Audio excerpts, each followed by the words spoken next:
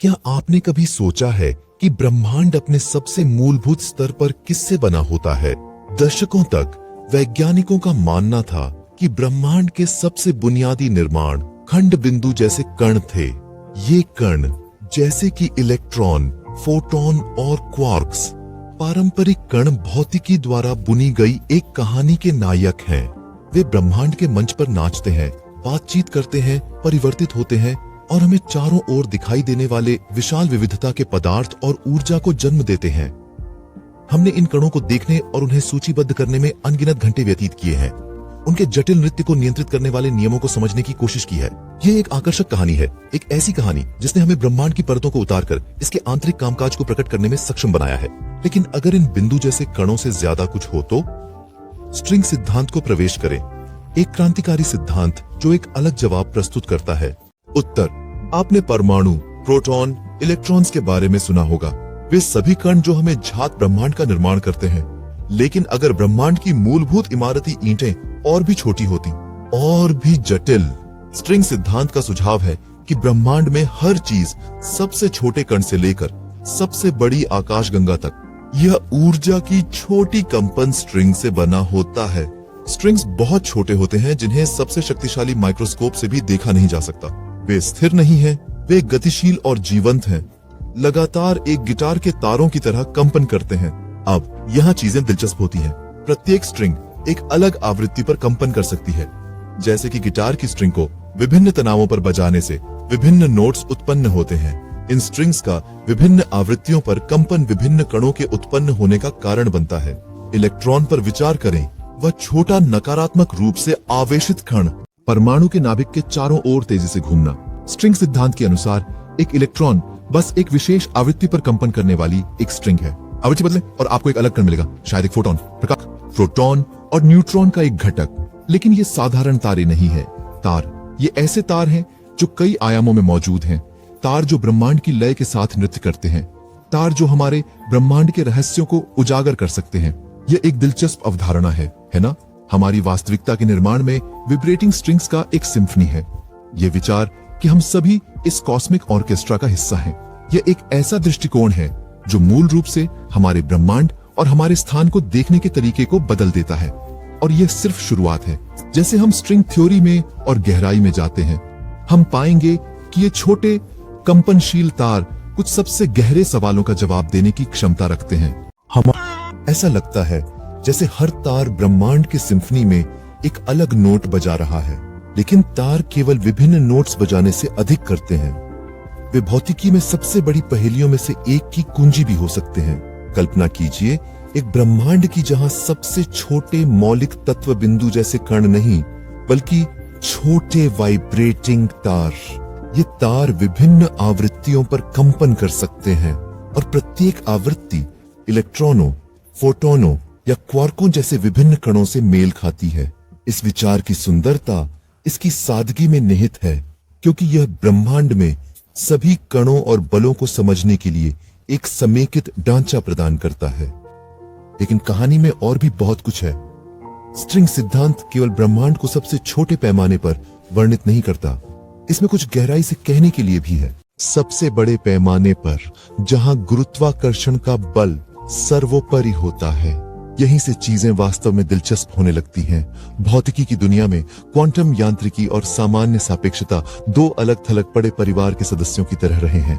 वे दोनों हमारी ब्रह्मांड की समझ के अभिन्न अंग हैं, लेकिन ये आपस में मिल नहीं पाते।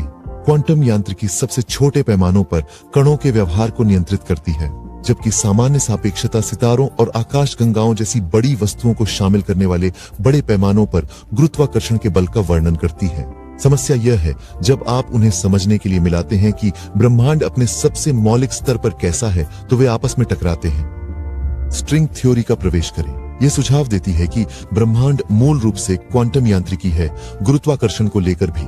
इसका मतलब है कि गुरुत्वाकर्षण अन्य बलों की तरह छोटी तारों के कंपनों से उत्पन्न होता है। यह हमारी पारंपरिक गुरुत्वाकर्षण की समझ से एक बड़ा बदलाव है, जिसे द्रव्यमान वाले वस्तुओं के बीच कार्य करने वाली एक शक्ति के रूप में देखा जाता है। यह ऐसा है जैसे खोजना कि ब्रह्मांड की भाषा केवल क्वांटम यांत्रिकी में ही नहीं लिखी गई है, बल्कि इस्तेमाल की गई व्याकरण वाइब्रेटिंग स्ट्रिंग्स की है। इस तरह स्ट्रिंग थियरी हमें बहुत छोटी और बहुत बड़ी दुनिया के बीच का पुल प्रदान करती है। यह एक क्रांतिकारी विचार है जो हमारी ब्रह्मांड और उसके मूलभूत नियमों की समझ को बदल सकता है। स्ट्रिंग सिद्धांत की दुनिया में क्वांटम यांत्रिकी और सामान्य सापेक्षता एक ही सिक्के के दो पहलू हैं। लेकिन रुकिए, अभी और भी है। स्ट्रिंग सिद्धांत एक क्रांतिकारी विचार भी प्रस्तावित करता है, अतिरिक्त आयाम। अब चलिए एक ऐसी दुनिया की कल्पना करते हैं जो हमारी परिचित 3 आयामों लंबाई, चौड़ाई और ऊंचाई से परे है और समय के आयाम से भी परे। स्ट्रिंग थियरी सुझाव देती है कि ऐसी दुनिया मौजूद है और यह यहाँ ही है। हम जिस वास्तविकता को जानते हैं उसके साथ सम्मिलित हम अपने दैनिक जीवन में 3 स्थानिक आयामों और एक समय के साथ बातचीत करते हैं। ये कुल मिलाकर 4 है, लेकिन स्ट्रिंग सिद्धांत बताता है कि ब्रह्मांड में कई और आयाम हैं, 10 या 11 तक। वास्तव में ये अतिरिक्त आयाम हालांकि हमारे आदि आयामों की तरह नहीं है। वे छोटे पैमाने पर संक्षिप्त और मुड़े हुए हैं, जिससे वे हमारी वर्तमान तकनीक या इंद्रियों के साथ सीधे देखे जा सकने योग्य नहीं है। इसे इस तरह सोचें, एक कसकर लिपटा हुआ स्प्रिंग की कल्पना करें। दूरी पर यह एक आयामी प्रतीत होता है, लेकिन यदि आप इसे नजदीक से अन्वेषण कर सकते तो आप पहले के चारों ओर घूमते हुए दूसरे आयाम को देखेंगे। यही तरीका है जिससे स्ट्रिंग सिद्धांत में अतिरिक्त आयाम हमारी दृष्टि से छिपे हुए हो सकते हैं। लेकिन अतिरिक्त आयामों का प्रस्ताव क्यों रखा गया है? खैर, ये अतिरिक्त आयाम पारंपरिक सिद्धांतों की पहुंच से बाहर की घटनाओं की व्याख्या कर सकते हैं। वे समझने की कुंजी हो सकते हैं। डार्क एनर्जी और यहाँ तक कि ब्रह्मांड की उत्पत्ति स्वयं। अतिरिक्त आयामों की अवधारणा समानांतर ब्रह्मांडों या बहुब्रह्मांडों के अस्तित्व की अनुमति भी देती है। ये हमारे साथ समानांतर में मौजूद पूरे ब्रह्मांड है। संभवतः उनके अपने भौतिकी के नियम और अनोखे कण हो सकते हैं। परिणाम कम से कम कहने के लिए मन को चकित कर देने वाले हैं। याद रखना महत्वपूर्ण है, हालांकि ये अतिरिक्त आयाम अभी भी एक सैद्धांतिक प्रस्ताव है। हमारे पास उन्हें पुष्टि करने के लिए अभी तक साक्ष्य नहीं है, लेकिन वैज्ञानिक हमारी समझ की सीमाओं को लगातार धकेल रहे हैं। और कौन जानता है, एक दिन हम इन छिपे हुए आयामों का पता लगाने में सक्षम हो सकते हैं, जो हमारी ब्रह्मांड की समझ में एक नई परत जोड़ देगा। तो जब हम 3 आयामों की दुनिया में रहते हैं, ब्रह्मांड वास्तव में एक बहुत बड़े मंच पर चल रहा हो सकता है। तो ये सब हमारे ब्रह्मांड की समझ के लिए क्या मायने रखता है? तो चलो सब कुछ एक साथ बांटते हैं। हमने आज उधेड़ लिया स्ट्रिंग थ्योरी। इसके सबसे तत्वमय का प्रस्ताव है कि ब्रह्मांड बिंदु समान कणों के बजाय छोटे कंपनशील स्ट्रिंग्स से बना होता है। प्रत्येक स्ट्रिंग अनूठी आवृत्तियों पर कंपन करती है और ये आवृत्तियां विभिन्न कणों से मेल खाती हैं, चाहे वो इलेक्ट्रॉन हो, फोटॉन हो या क्वार्क्स। स्ट्रिंग थ्योरी के सबसे अद्भुत पहलुओं में से एक यह है कि यह कैसे दो सबसे महत्वपूर्ण लेकिन प्रतीत होता है असंगत सिद्धांतों को आपस में बुनती है। आधुनिक भौतिकी के इन सिद्धांतों को स्ट्रिंग थ्योरी एक साथ लाती है। क्वांटम यांत्रिकी और सामान्य सापेक्षता यह सुझाव देती है कि ब्रह्मांड, यहाँ तक कि गुरुत्वाकर्षण भी सबसे मौलिक स्तर पर मौलिक रूप से क्वांटम मैकेनिकल है। और फिर अतिरिक्त आयामों का विचार है। स्ट्रिंग सिद्धांत हमें 3 स्थानिक आयामों और एक समयिक आयाम से परे ले जाता है जिससे हम परिचित हैं। मान लें कि अस्तित्व में है अतिरिक्त संकुचित आयामों के ये आयाम इतने सूक्ष्म और कसकर मुड़े हुए हैं कि वे हमारे प्रत्यक्ष अवलोकन से बच जाते हैं। फिर भी वे ऐसी घटनाओं को समझने की कुंजी रखते हैं जो अब तक पारंपरिक सिद्धांतों से अप्राप्य थीं। हालांकि याद रखना महत्वपूर्ण है कि स्ट्रिंग थ्योरी अभी भी एक सैद्धांतिक ढांचा है।